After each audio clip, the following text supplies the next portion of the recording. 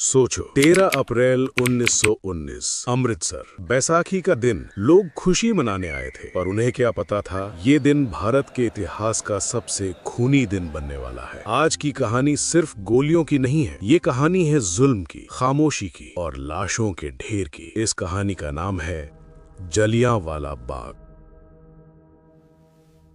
1857 की क्रांति के बाद ब्रिटिश सरकार एक ही चीज समझ चुकी थी, भारत पर राज करना है तो लोगों के दिल में डर भरना होगा। 1919 में अंग्रेजों ने एक काला कानून लाया। इसका नाम था रॉलेट एक्ट। इस कानून के तहत किसी को भी बिना वजह गिरफ्तार किया जा सकता था, बिना ट्रायल सीधा जेल, और जो आवाज उठाए उसे गद्दार कहा जाता था। पूरे देश में गुस्सा भड़क उठा और पंजाब में ये गुस्सा आग बन चुका था। अमृतसर में दो मशहूर नेता थे, डॉक्टर सत्यपाल और डॉक्टर सैफुद्दीन किचले। दोनों ने लोगों को शांति का संदेश दिया, पर अंग्रेजों ने उन्हें चुपचाप गिरफ्तार कर लिया। यहीं से शुरू होता है जलियांवाला बाग का खून। 13 अप्रैल 1919 बैसाखी का दिन। लोग गिरफ्तारी का विरोध करना था, साथ ही मेला भी था, इसलिए हजारों लोग जलियांवाला बाग में जमा हो गए। किसान थे, मजदूर थे, औरतें थीं,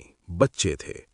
किसी के हाथ में हथियार नहीं था, कोई हिंसा नहीं थी, सिर्फ बातें थीं और आजादी की उम्मीद। जलियांवाला बाग चारों तरफ से बंद था, सिर्फ एक पतला सा रास्ता अंदर जाने और बाहर निकलने के लिए, और वही रास्ता मौत का दरवाजा बनने वाला था। शाम के लगभग 5 बजे अचानक जनरल रेजिनाल्ड डायर अपने 50 ब्रिटिश सोल्जर्स के साथ जलियांवाला बाग के गेट पर पहुंचता है। बिना वार्निंग, बिना अनाउंसमेंट, बिना किसी चेतावनी के उसने सोल्जर्स को आदेश दिया, फायर, और फिर गोलियां चलने लगी। लोग समझ ही नहीं पाए कि हो क्या रहा है। बच्चे गिरने लगे, औरतें चीखने लगी, लोग भागने लगे, पर भागें कहां?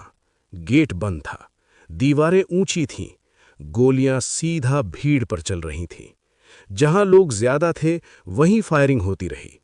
जमीन धीरे धीरे लाशों से भरने लगी। बाग के बीच में एक पुराना कुआं था। गोलियों से बचने के लिए लोग कुएं की तरफ भागे। औरतें कूद गईं, बच्चे कूद गए, बूढ़े कूद गए। जो जिंदा रहना चाहते थे वो पानी में डूब गए। अगली सुबह जब कुआं खोला गया, उसमें से 120 से ज्यादा लाशें निकाली गईं। सोचो किस हद तक मजबूर हो गए होंगे लोग। गोलियों से मरने से अच्छा लोगों ने डूब कर मरना चुना। ये पूरा नरक सिर्फ 10 मिनट चला, सिर्फ 10 मिनट, लेकिन इन 10 मिनट में 1650 से ज्यादा गोलियां चली। ब्रिटिश सरकार के हिसाब से 379 लोग मारे गए, पर सच ये था कि 1000 से ज्यादा निर्दोष लोगों की जान गई। फायरिंग के बाद जनरल डायर बिना किसी मदद के वहां से चला गया। घायल लोग पूरी रात तड़पते रहे, चीख रहे थे, मदद मांग रहे थे, पर कोई नहीं आया। बाद में जब जनरल डायर से पूछा गया, तुमने वार्निंग क्यों नहीं दी, तो उसका जवाब था, मेरा मकसद क्राउड को हटाना नहीं था, मेरा मकसद उन्हें सबक सिखाना था। ये शब्द नहीं थे, ये जुल्म बोल रहा था। जलियांवाला बाग के बाद पूरा भारत हिल गया। रविंद्रनाथ टैगोर ने अपनी नाइटहुड वापस कर दी।